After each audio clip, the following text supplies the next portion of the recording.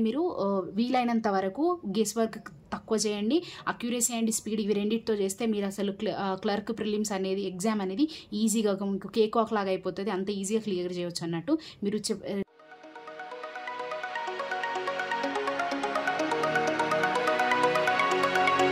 Hi friends, welcome to my YouTube channel Banking Aspirant Telugu. I hope all are you doing good and preparing well for the upcoming exams. So today video is about last minute tips for SBI Clerk Prelims exam. So మనందరికి తెలిసినట్టు SBI Clerk Prelims exam అనేది 22nd February నుంచి start అవబోతుంది. So మనకి exam dates వచ్చేసి 22nd, 27th, 28th and 1st March. So మనకి 4 days లో అయితే SBI Clerk Prelims exam అనేది జరగబోతుంది. సో 22nd అంటే రేపటి నుంచి మనకి ఎగ్జామ్ స్టార్ట్ అవబోతున్నాయి కాబట్టి సో ఈ లాస్ట్ మినిట్ లో మనము అసలు ఎలా ప్రిపేర్ అవ్వాలి, అసలు ప్రిపేర్ అవ్వాలా వద్దా, ఏమైనా టాపిక్స్ ఉంటే రివైజ్ చేయాలి లేకపోతే ఫ్రెష్గా ఏమైనా చదవాలి, వైల్ ప్రిపేరింగ్ అంటే అటెంప్టింగ్ ఎగ్జామ్ ఆల్సో మనము ఇలాంటివి మన దృష్టిలో ఉంచుకోవాలి. సో మన సెక్షన్ వైజ్గా ఎలా అటెంప్ట్ చేయాలి, అక్యురసీ స్పీడ్ని ఎలా 100%గా చేయాలి, మ్యాక్సిమం ఎన్ని అటెంప్ట్స్ వరకు మనం వెళ్ళొచ్చు, సో ఇంగ్లీష్లో గెస్ వర్క్ ఎలా చేయాలి, ఒకవేళ చేయాలా వద్దా, సో క్వాంట్ రీజనింగ్లో మనం ఎన్ని అటెంప్ట్స్ చేస్తే మన ఎగ్జామ్ క్లియర్ అవుతుంది, ఇలాంటివన్నీ డౌట్స్ మీద మనం ఈరోజు మాట్లాడుకుందాం. సో వీడియో స్టార్ట్ చేయబోయే ముందు మీరు మన ఛానల్ని కొత్తగా విజిట్ చేసినట్లయితే subscribe to my channel banking aspirant Telugu. And ఈ వీడియోని మీరు మీ ఫ్రెండ్స్తో అంటే ఎవరైతే బ్యాంకింగ్ ప్రిపరేషన్ చేస్తున్నారో, ఎవరైతే SBI క్లర్క్కి రేపటి నుంచి వాళ్ళకి ఎగ్జామ్ ఉందో వాళ్ళతో డెఫినెట్గా మీరు ఈ వీడియోని షేర్ చేయండి. సో ఎనీ ఫర్దర్ డిలే మనం వీడియోలోకి వెళ్ళిపోదాం. సో మీరు వీడియో లాస్ట్ వరకు చూడండి, సో దట్ మీకు అన్ని టిప్స్ అంటే ఎలా ఉండాలి, సో మైండ్ సెట్ అనేది ఎలా ఉండాలి, స్ట్రాటజీ ఎలా ఉండాలి ఎగ్జామ్కి అటెండ్ చేసే ముందు అవన్నీ నేను డిస్కస్ చేస్తాను. సో వీడియో స్కిప్ చేయకుండా లాస్ట్ వరకు చూడండి. So let's get in to the video. So first of all మనకి ఎగ్జామ్ 22nd, సో రేపటి నుంచి ఎగ్జామ్స్ ఉన్నాయి కాబట్టి సో ఫస్ట్ ఆఫ్ ఆల్ ఈ మినిట్స్లో ఒక 6 hours ఇలా మనకి టైం ఉంది కదా, సో మనం ఏం చేయాలి 6 hoursలో అని అనుకుందాం. So first don't touch new topics. ఎగ్జాక్ట్గా ఈ 6 hoursలో మీరు ఏ టాపిక్ టచ్ చేసినా అది మీకు రాదు, జస్ట్ ఇంకా ఎక్కువ అరే ఇది చదవలేదు. సో మీరు సపోజ్గా ఒక అర్థమెటిక్ టాపిక్స్ మనం ఎక్కువ స్కిప్ చేస్తాం, అంటే కొన్ని అట్లా పార్ట్నర్షిప్, ప్రాఫిట్ అండ్ లాస్ ఇలాంటివి కొన్ని చూసుకుంటాం.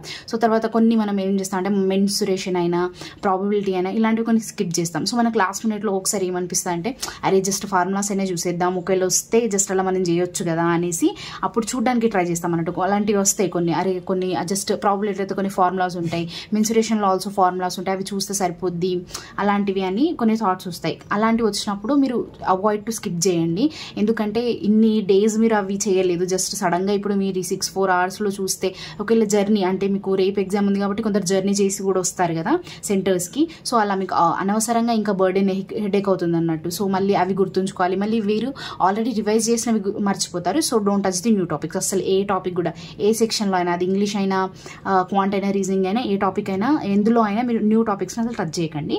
Quick revision of short cuts and formula, ఇది ఎప్పుడంటే సో కొంచెం అట్లా డౌట్ వస్తుంది కదా, ఒకసారి మనం ఇట్లా రివైజ్ చేసుకుంటూ ఉంటాం ఏదైనా ఫార్ములాస్ అయినా, షార్ట్ కట్స్ బేసికల్గా అంటే పార్ట్నర్షిప్లో అయితే ఇలా చేయాలి, ప్రాఫిట్ అండ్ లాస్లో ఇలా తీసుకొని చేస్తే త్వరగా వచ్చేస్తుంది, కొన్ని ఇలాంటి షార్ట్ కట్స్ ఉంటాయి కదా, అవి జస్ట్ రివైజ్ చేస్తే చేసుకోండి. అది కూడా మీకు కొంచెం డౌట్గా, సెల్ఫ్ డౌట్గా అనిపిస్తే అరే ఇది నేను మర్చిపోతున్నా మళ్ళీ చేయాలి ఇలాంటి డౌట్ వస్తేనే చేయండి, అది కూడా రివిజన్. నార్మల్గా మీరు కాన్ఫిడెంట్గా ఉంటే ఈ రివిజన్ కూడా అవసరం లేదు, జస్ట్ రిలాక్స్ అవ్వండి అంతే. జస్ట్ న్యూ టాపిక్స్ని అయితే అస్సలు టచ్ చేయొద్దు. మీరు ఎంతలా అరే జస్ట్ ఫార్ములాసే కదా గుర్తుండిపోతాయి, ఎగ్జామ్లో వస్తే బెనిఫిటే కదా, అలాంటివి అసలు లాస్ట్ మినిట్స్లో ఏం చేయకండి, అసలు న్యూ టాపిక్స్ అయితే అసలు టచ్ చేయకండి. జస్ట్ రివిజన్, ఒకవేళ మీకు సెల్ఫ్ డౌట్గా అంటే ఒకసారి ఎగ్జామ్ దగ్గరకు వస్తున్న కొద్దీ ఫస్ట్ టైం వాళ్ళకి ఇంకా చాలా అవుతుంది, అరే ఇది చదవాలి అది చదవాలి, ఏదైనా ఫార్ములాస్ ఉంటే ఆల్రెడీ చదివినవి అవైనా రివైజ్ చేయాలి, ఇలాంటివి ఉంటాయి. సో అలాంటప్పుడు మీరు జస్ట్ చదివినవే జస్ట్ అట్లా రివిజన్ కొంచెం షార్ట్ కట్స్ అవి చూసుకుంటే సరిపోద్ది, మళ్ళీ అందులో డెప్త్ వెళ్ళాల్సిన ఏం అవసరం లేదు. So focus on accuracy and speed. So మీకు చాలా వీడియోస్లో చాలాసార్లు చెప్పిన మీరు కూడా అది ఎక్స్పీరియన్స్ చేసి ఉంటారు, మీరు ఆల్రెడీ ఎగ్జామ్స్ రాసుంటే. సో అక్యురసీ స్పీడ్ అనేది ఎంత ఇంపార్టెంట్ అనేది. సో మనకు 4 daysలో ఎగ్జామ్ జరుగుతుంది, షిఫ్ట్స్ ఉంటాయి, ఒక డేలో 4 shifts ఉంటాయి మ్యాక్సిమం. సో 1 to 3 daysలోకి అయితే 4 shifts అయితే డెఫినెట్గా ఉంటాయి. నేను లాస్ట్ డేకి మేబీ ఒక 2-3 ఉండొచ్చు. సో 4 daysలో మనకు 4 shifts అలా ఉంటాయి మనం మ్యాక్సిమం తీసుకుంటే. సో అందులో పేపర్ లెవెల్ చాలా వ్యారీ అవుతుంది. సో మనకు నార్మల్గా చూస్తే ఫస్ట్ షిఫ్ట్ ఈజీ, తర్వాత first shift easy, second moderate, అలా థర్డ్ 4 కొంచెం మోడరేట్ టు డిఫికల్ట్ ఇలా వెళ్ళే ఛాన్సెస్ ఉన్నాయి. అంతేగాని నేను చెప్పిన అన్నట్టు మీరు థర్డ్ 4 మోడరేట్ టు డిఫికల్ట్ అనే ఉంటాయి అనడానికి ఏం లేదు, అది ఎలా వస్తుందో ఎవరికి తెలియదు పేపర్. సో జనరల్గా అంటే ఇన్ని ఇయర్స్ నుంచి చూసుకుంటే ఫస్ట్ షిఫ్ట్ కొంచెం ఈజీ వస్తుంది, తర్వాత మోడరేట్ టు డిఫికల్ట్ ఇలా వెళ్తుంది అని అనుకుంటారు అందరూ. సో అలా వెళ్తుంది అన్నట్టు కొంచెం అలా అని. సో ఇలా ఈసారి కూడా అలానే వెళ్తుందా అంటే చెప్పలేము. సో ఎలా అయినా వెళ్ళొచ్చు. సో మీరు అప్పుడు సో షిఫ్ట్కి మన ఎగ్జామ్ పేపర్ వ్యారీ అవుతుంది కాబట్టి సో అక్కడ నార్మలైజేషన్ అనేది జరుగుతుంది. మీరు చాలాసార్లు వినుంటారు నార్మలైజేషన్. సో నార్మలైజేషన్ ఎలా వర్క్ అవుతుంది అంటే బేసిక్గా సో మీరు అక్యురసీ మీద 100%. సో కొందరు అక్యురసీ అంటే ఏంటి అని అడుగుతున్నారు. సో మీరు ఎన్ని కరెక్ట్ చేస్తే మీ అక్యురసీ అంత బాగా ఉన్నట్టు. సో మీరు సపోజ్ ఇప్పుడు 10 క్వశ్చన్స్కి 10 ఆన్సర్ చేశారనుకోండి, మీ అక్యురసీ అనేది 100%. సో 10కి 9 చేస్తే సో 90%, 8 చేస్తే 80% అక్యురసీ. ఇలా అక్యురసీ వర్క్ అవుతుంది అన్నట్టు. సో అది సో మీరు క్లర్క్ ఎగ్జామ్ కాబట్టి ఇక్కడ అక్యురసీ అండ్ స్పీడ్ రెండు చాలా ఇంపార్టెంట్ అయిపోతాయి. పియూకి అయితే కొంచెం అక్యురసీ స్పీడ్గా అంత చేయాల్సిన అవసరం లేదు. సో ఎందుకంటే అక్కడ క్వశ్చన్స్ అన్ని చేయడానికి ఉండదు. సో క్లర్క్ ఎగ్జామ్లో విత్ ఇన్ టైమ్ అన్ని చేసేలాగానే ఉంటాయి క్వశ్చన్స్. సో అందుకే అక్యురసీ అండ్ స్పీడ్ చాలా ఇంపార్టెంట్.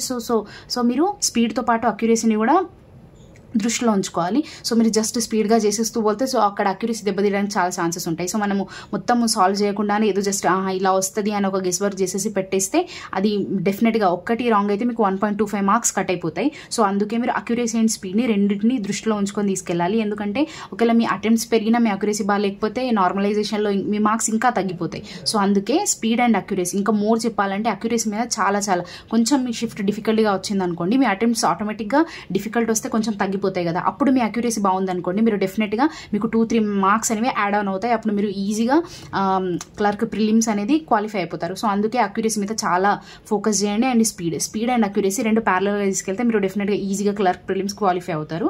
సో దెన్ నెక్స్ట్ మనకి ఎగ్జామ్లో avoid guess work in English. So అది అక్యురసీ కొంచెం మనకు ఇంగ్లీష్లో కొన్ని డౌట్స్ ఉంటాయి కదా. సో ఇది అవుతుందా అవ్వదా. సో అప్పుడు మీరు దాన్ని స్కిప్ చేస్తే బెటర్. సో అయ్యో దీంట్లో కొన్ని అటెంప్ట్స్ అయినాయి కదా, వేరే దాంట్లో ఇంకా క్వాంట్ కూడా కొంచెం వీక్ ఉంది, రీజనింగ్లో చేసేస్తా. సో ఇక్కడ ఇంగ్లీష్లో ఎక్కువ అటెంప్ట్స్ చేసేస్తే ఓవరాల్గా అటెంప్ట్స్ పెరిగిపోతాయి అని అనుకుంటారు, కానీ మార్క్స్ పెరగవు కదా. సో ఒకవేళ రాంగ్ అయిపోతే, రైట్ అయితే ఏం లేదనుకోండి, రైట్ అయితే లక్ అనుకోవచ్చు, కానీ రాంగ్ అయిపోతే ఇంకా మార్క్స్ అనేవి డిక్రీజ్ అయిపోతాయి నార్మలైజేషన్ వల్ల. సో అందుకే మీరు ఇంగ్లీష్లో మీకు 100%, సో 90% కూడా అనుకోవచ్చులేండి. సో 90 to 100 మీరు ఏదైనా అనుకుంటే సో ఇది డెఫినెట్గా అవ్వచ్చు. ఆప్షన్ ఎలిమినేషన్ చేసైనా, సో గ్రామర్ కొంచెం ఇంక్లూడ్ చేసైనా అక్కడ అలాంటి ట్రిక్స్ యూజ్ చేసి మీరు ఆ 90%ని 100% చేసేసి దాన్ని ఆన్సర్ టిక్ చేయొచ్చు. సో అందుకే మీరు రాకపోతే వదిలేయండి, స్కిప్ చేసేయండి. మరీ అటెంప్ట్స్ గురించి ఆలోచిస్తూ ఎక్కువ అక్యురసీని పక్కన పెట్టేసి అటెంప్ట్స్ గురించి ఆలోచిస్తూ అలా పెట్టేసేయకండి. అక్యురసీని చాలా సో ఇంగ్లీష్లో మనం గెస్ వర్క్ ఎక్కువ చేస్తాం కాబట్టి స్పెషల్గా ఇంగ్లీష్ గురించి చెప్తున్నాను. ఎందుకంటే క్వాంట్ రీజనింగ్లో మళ్ళీ ఇలాగైనా 100% అక్యురసీ మెయింటైన్ చేస్తాం, చేయాలి కూడా. అక్కడ అసలు రాంగ్ అవ్వడానికి ఛాన్సెస్ లేదు. ఇంగ్లీష్లో కొంచెం అవుతాయి కాబట్టి సో అక్కడ కూడా మీరు better to avoid guess work అనేది చెప్తున్నా. సో మీరు క్వాంట్ అండ్ రీజనింగ్ అటెంప్ట్ చేసేటప్పుడు కూడా ఒక్కొక్క క్వశ్చన్, సో సపోజ్ రీజనింగ్లో చూసుకుంటే మనకు ఏదైనా పజిల్ వచ్చినా అది వచ్చినా సో మీరు 2 to 3 మినిట్స్లో దాన్ని కంప్లీట్ చేయడానికి చేయండి. ఎక్కువ time, don't spend too much time on one question, ఎందుకంటే తర్వాత అవి చాలా ఈజీగా ఉండొచ్చు. సో అందుకే ఫస్ట్ మీరు ఒక 2 to 3 మినిట్స్లో అది సాల్వ్ అవ్వకపోతే బెటర్ టు స్కిప్ చేసిన తర్వాత వేరే క్వశ్చన్స్కి వెళ్ళండి. సో దట్ అవి చేసిన తర్వాత మీకు ఇంకా చాలా టైం ఉంటుంది. సో అప్పుడు ఇది రాని దాన్ని మీరు అటెంప్ట్ చేసుకోవచ్చు. సో దట్ మీరు 35 out of 35 కూడా అటెంప్ట్ చేయవచ్చు అన్నట్టు. అందుకే ఒక్క క్వశ్చన్ పైన ఎక్కువ టైం అనేది స్పెండ్ చేయవద్దు, ఎందుకంటే తర్వాత పేపర్ ఎలా ఉంటుందో మీకు తెలియదు కదా. అందుకే త్వరగా చేస్తూ మొత్తం ఒక పేపర్ని చూసుకుంటే మీకు ఐడియా వచ్చేస్తుంది ఫస్ట్ ఏం చేయాలి. సో క్లర్క్ ఎగ్జామ్లో స్టార్టింగ్ నుంచి చేయడం బెటర్, ఎందుకంటే అన్ని ఈజీగానే ఉంటాయి. అందుకే ఎక్కడైనా స్టక్ అయితే దాన్ని వదిలేసి వేరే క్వశ్చన్ పైన వెళ్ళండి. అదే క్వాంట్లో అయితే మనం లాస్ట్కి అర్థమెటిక్ చేస్తాం కదా, మీకు సీక్వెన్స్ ఆల్రెడీ తెలుసు. సో రీజనింగ్లో అయితే డైరెక్ట్గా వెళ్ళిపోండి, ఏదో వచ్చినా. సో మేబీ ఈజీగానే వస్తాయి, 2 to 3 మినిట్స్లో సాల్వ్ చేసేలానే ఉంటాయి. సో మేబీ ఒక బ్లడ్ రిలేషన్ అనేది కొంచెం చూడండి, రాకపోతే తర్వాత స్కిప్ చేయండి. తర్వాత క్వాంట్కి వచ్చేసి మీరు first simplification questions, missing numbers, ఇలాంటివి క్వాడ్రాటిక్ ఈక్వేషన్స్ ఇవి చేసేయండి. తర్వాత డిఏ చేయండి. తర్వాత అర్థమెటిక్ లాస్ట్లో అర్థమెటిక్ చేయండి. అర్థమెటిక్లో కూడా మీకు పర్ఫెక్ట్ ఉన్న టాపిక్స్ ఫస్ట్ చేయండి. సో మీరు ఫస్ట్ రాగానే అర్థమెటిక్ది ప్రాబ్లం తీసుకున్నారనుకోండి, మేబీ అదే డిఫికల్ట్ అయి ఉండొచ్చు. మీకు వచ్చిన టాపిక్ అయినా కొంచెం వేరియబుల్స్ ఎక్కువ చేసేసి కొంచెం ఎక్కువ డిఫికల్ట్ అయ్యి ఉండొచ్చు, తర్వాత ఈజీ అయి ఉండొచ్చు. సో అర్థమెటిక్ కూడా ఒక 10 క్వశ్చన్స్ ఉంటే 10 to 15 క్వశ్చన్స్ వస్తాయి కదా. సో అందులో మీరు ఒక తొందరగా 10 to 15 క్వశ్చన్స్ ఒకసారి చూడండి. సో మీకు చూడగానే అనిపిస్తాయి కదా ఇది నాకు వచ్చేస్తాను. సో అలా చేయవచ్చు మీరు. సో దట్ మీ అన్ని అర్థమెటిక్ క్వశ్చన్స్ కూడా ఒకసారి చూసినట్టు అవుతుంది. మీకు ఏదొచ్చో తెలిసినట్టు అవుతుంది. సో 3 to 5 to 6 కూడా మీరు అటెంప్ట్ చేసేయచ్చు. సో అందుకే ఒక్క క్వశ్చన్ పైన ఎక్కువ టైం స్పెండ్ చేయొద్దు. తర్వాత రాకపోతే ఒక 2 minutes, అర్థమెటిక్ అయితే ఒక 1 minute ఎక్కువ. సో 1 minute చూసేసి తర్వాత స్కిప్ చేస్తూ వెళ్ళండి. దాంతో ఏమవుతుందంటే మీ అటెంప్ట్స్ అనేవి పెరుగుతాయి, అక్యురసీ మీద కూడా మీరు కాన్సన్ట్రేట్ చేయొచ్చు. సో అటెంప్ట్స్ అనేవి చాలా బాగా పెరుగుతాయి అన్నట్టు. సో మీరు ఒకటే దానిపైన ఉంటే డెఫినెట్గా తగ్గిపోతాయి కదా. సో అందుకే ఒక్క దానిపైన ఎక్కువ టైం వేస్ట్ చేయకండి, క్వశ్చన్స్ అన్నీ చూడండి. సో కొన్ని మీరు ఏం చేస్తారంటే ఒకటే దానిపైన ఉండేసి తర్వాతవి స్కిప్ అయిపోతాయి టైమర్ అయిపోయి. సో అందుకే మీరు టైమర్ని కూడా సాల్వ్ చేసేటప్పుడు పదే చూడకండి. సో 1 సెకండ్కి చూస్తాం, దాన్ని చూస్తూనే కొందరు సాల్వ్ చేస్తూ ఉంటారు. సో టైమర్ ఇట్లా అవుతుందని. సో అలా చూడకండి. ఒక 2-3 ప్రాబ్లమ్ చేసినాక ఒక మధ్యలో 2-3 minutes అంటే కొన్ని ప్రాబ్లమ్స్ చేసినాక ఒక సెక్షన్ అయిపోయినాకనే చూడండి. ఊకే టైమర్ చూస్తూ చేశారనుకోండి, మీరు టైం అయిపోతుంది అన్న దాంట్లోనే ఉంటారు, మైండ్ 100%గా వర్క్ చేయదన్నట్టు. సో అందుకే మధ్యలో చూడండి, అంతే పదే చూడకండి, అంటే కంటిన్యూస్గా చూడకండి. మధ్యలో డెఫినెట్గా చూడాలి టైమర్, ఎందుకంటే టైమర్ ఈజ్ ఇంపార్టెంట్ కాబట్టి. సో అలా మధ్యలో చూడండి, పదే చూడకండి. దాని తర్వాత పదే చూస్తే ఏమవుతుందంటే మీరు 100% బ్రెయిన్ వర్క్ చేయదన్నట్టు, ఎక్కువ కాన్సన్ట్రేట్ చేయలేరు. సో మీకు మళ్ళీ ఇప్పుడు ఎస్బీఐ క్లర్క్ ఎగ్జామ్ కాబట్టి ఇంగ్లీష్, రీజనింగ్, క్వాంట్ సీక్వెన్స్ అక్కడికి వెళ్ళాక తెలుస్తుంది. మోస్ట్ ప్రాబబ్లీ రీజనింగ్, క్వాంట్ లేదు రీజనింగ్, క్వాంట్, ఇంగ్లీష్ ఇలా వచ్చింది అన్నట్టు లాస్ట్ టైం అనుకుంటా. రీజనింగ్, క్వాంట్, ఇంగ్లీష్ వచ్చింది. ఇంగ్లీష్, క్వాంట్ అక్కడ మీకు తెలిసిపోతుంది ఎగ్జామ్కి ముందు. సో అక్కడ ఆన్ అయిన తర్వాత సో ఇక్కడ సెక్షనల్ టైమింగ్ ఉండదు కాబట్టి మీరు సపోజ్ ఇంగ్లీష్ కొంచెం టఫ్ వచ్చింది అనుకోండి, అయితే ఇంగ్లీష్లో 15 అటెంప్ట్ అయినాయి, 16 అటెంప్ట్ అయినాయి అని అటెంప్ట్స్ తక్కువ ఉన్నాయి కాబట్టి ఎట్లాగైనా కొంచెం క్వాంట్ అండ్ రీజనింగ్లో అన్నీ కావు, ఇప్పుడే ఇందులోనే ఎక్కువ పెట్టేద్దాం, లేకపోతే సెక్షనల్ వెళ్ళదు అని ఇలాంటివి ఏమి ఉండవు కదా. సో మనకి వేరే ఎగ్జామ్లో అయితే సెక్షనల్ ఉంటుంది కాబట్టి మనం సెక్షనల్ కూడా క్లియర్ చేయాలి కాబట్టి ఒక టెన్షన్ ఉండేది. ఇక్కడ అలా ఉండదు కాబట్టి మనకు ఎస్బీఐ క్లర్క్లో సెక్షనల్ టైమింగ్ ఉండదు కాబట్టి మీరు ప్రత్యేకంగా ఒక సెక్షన్ కొంచెం మనం యావరేజ్గా పర్ఫామ్ చేసినా మీరు అంతలా సెక్షనల్ కట్ ఆఫ్ గురించి ఆలోచించాల్సిన అవసరం లేదు. ఒక్క సెక్షన్ కొంచెం హార్డ్ వస్తే డిఫికల్ట్గా వచ్చింది అనుకోండి, డెఫినెట్గా కొన్ని అటెంప్ట్స్ అనేవి డెఫినెట్గా అందరికీ తగ్గుతాయి. మీ ఒక్కరికే అంటే పేపర్ హార్డ్గా రాదు కదా, డిఫికల్ట్గా రాదు, అందరికీ సేమ్ డిఫికల్ట్గా వచ్చిన అందరికీ డిఫికల్ట్గా వస్తుంది, ఈజీ వచ్చినా అందరికీ ఈజీ వస్తుంది. సో ఒక్క సెక్షన్లో తక్కువ అటెంప్ట్స్ అయినాయి అని మీరు నార్మల్గా అదే గెస్ వర్క్ అయినా ఏదో పెట్టేద్దామని ఇది కొంచెం అనిపిస్తుంది అని అలా పెట్టేయడానికి ట్రై చేయకండి, స్పెషల్లీ ఇంగ్లీష్లో. సో సెక్షనల్ కట్ ఆఫ్ లేదు కాబట్టి మీరు డెఫినెట్గా ఒక్క సెక్షన్ కొంచెం యావరేజ్గా వెళ్ళినా మీరు ఓవరాల్గా మీరు క్లియర్ అయిపోతారు. సో అందుకే సెక్షన్లో తక్కువ అటెంప్ట్స్ ఉన్నాయి కాబట్టి దాంట్లో ఏదో గెస్ వర్క్ చేస్తాం అలాంటి మిస్టేక్ అయితే అస్సలు చేయకండి.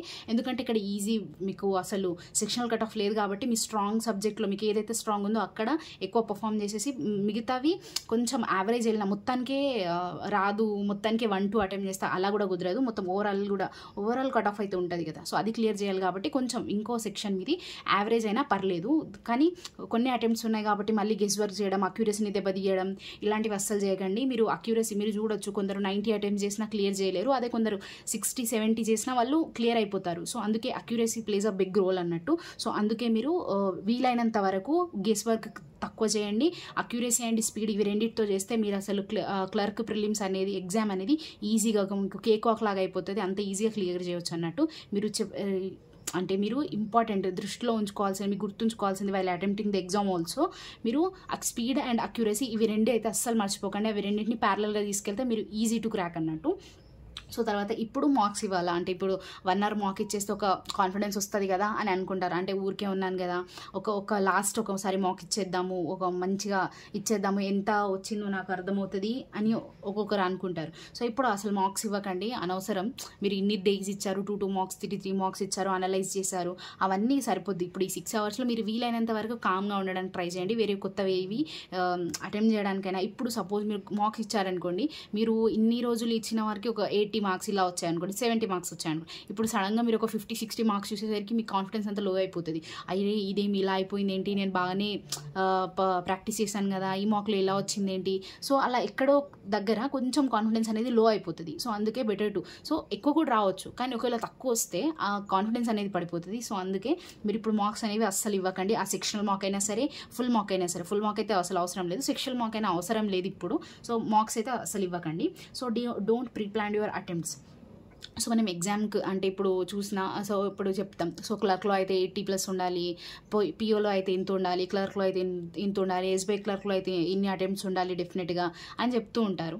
సో మీరు అటెంప్ట్స్ అనేవి ప్రీ ప్లాన్ చేసుకోకండి. సో ఇన్ని నేను డెఫినెట్గా అటెంప్ట్ చేస్తాను, 80+ అయితే అసలు అటెంప్ట్ చేయాల్సిందే నేను ఇలాంటివి ఒక స్టబర్న్ బిహేవియర్తో అసలు వెళ్ళకండి ఎగ్జామ్ హాల్కి. సో మీరు ముందే ప్రీ ప్లాన్ చేశారనుకోండి, ఒక్క సెక్షన్లో కూడా మీరు తక్కువ అటెంప్ట్ చేస్తే అది ఎఫెక్ట్ అనేది రెండో సెక్షన్ మీద పడిపోతుంది. సో ఈ సెక్షన్లో నేను 20 అటెంప్ట్ చేద్దాం అనుకున్నా, సో చేయలేదనుకోండి, మీరు నెక్స్ట్ సెక్షన్ అయ్యో అందులో చేయలేదు, ఇందులో మళ్ళీ ఎక్కువ చేయాలి అనేసి మీరు ఆ స్పీడ్ పైన ఎక్కువ ఏమంటారు స్ట్రెస్ ఇచ్చేసి స్పీడ్ పైన ఎక్కువ దృష్టి పెట్టేసి అక్యురసీ దెబ్బతింటుంది.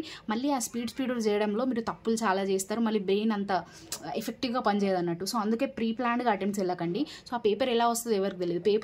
పేపర్ చూసాక ఈజీ వస్తే డెఫినెట్గా మీ అటెంప్ట్స్ అనేవి పెరుగుతాయి, కొంచెం డిఫికల్ట్ వస్తే తగ్గిపోతాయి అంతే. దానికి పెద్ద వరీ అవ్వాల్సిన అవసరం లేదు. అకార్డింగ్ టు యువర్ పేపర్ మీరు వెళ్ళినాక అక్కడ మీరు బెటర్గా పర్ఫామ్ చేశారనుకోండి, మీ అటెంప్ట్స్ డెఫినెట్గా పెరుగుతాయి. సో మీరు ఇక్కడ నుంచే ముందే ఆల్రెడీ ఇన్ని అటెంప్ట్ చేద్దాం అనుకున్నా పేపర్ ఎలా వచ్చినా పర్లేదు, సపోజ్ ఈజీ వచ్చింది అనుకోండి, మీరు 70 అనుకున్నారు, పేపర్ ఈజీ వచ్చింది కానీ అందరు అటెంప్ట్ చేసింది 80+, మీరు 70 అనుకుని మెల్లగా చేస్తున్నా 70 అటెంప్ట్స్ అయిపోయినాయి కదా ఇంకేంటి అని జస్ట్ ఏదో కేర్లెస్గా మెల్లగా అటెంప్ట్ చేశారనుకోండి, అప్పుడు లాసే కదా.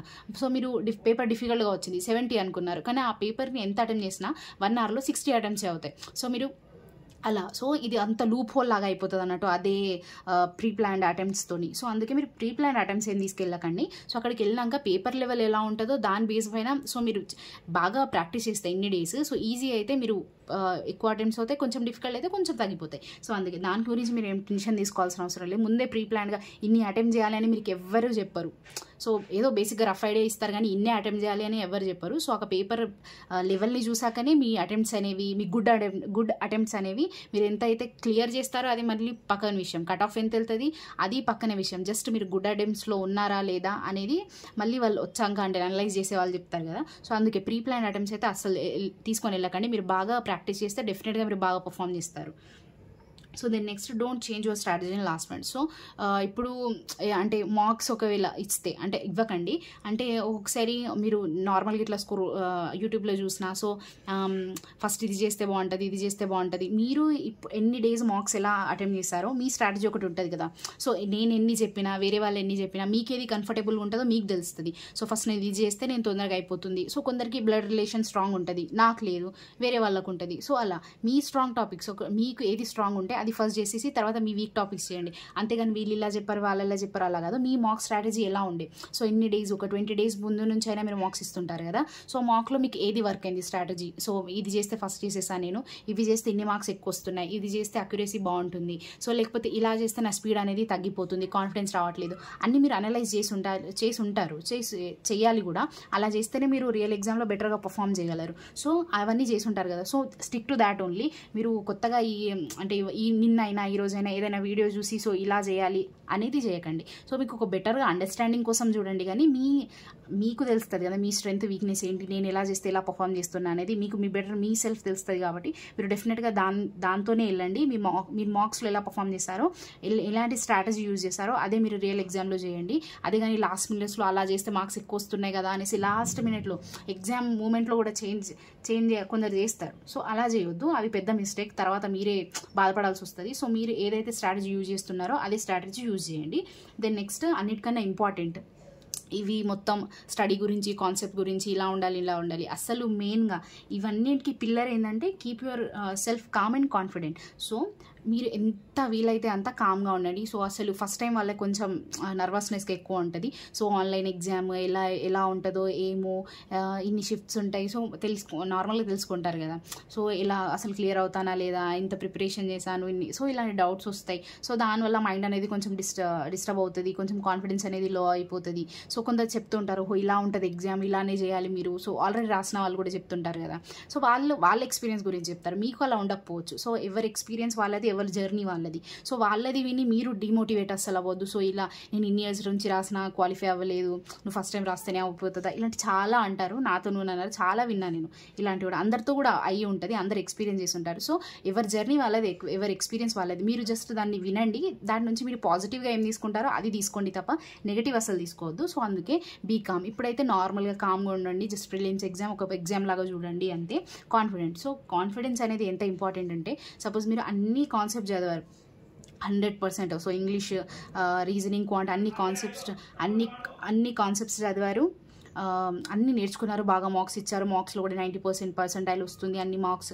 సో అంత అన్నీ ఇచ్చారనుకోండి, కానీ మీకు కొంచెం సెల్ఫ్ డౌట్ ఉందన్నట్టు. సో అరే వస్తుందో రాదో, ఇంత చేసినా కానీ నేను చదివినవి వస్తావో రావో, అర్థమెటిక్లో నేను చదివిన టాపిక్స్ వస్తాయో రావో, ఇలాంటివి కొంచెం డౌట్ ఉంది.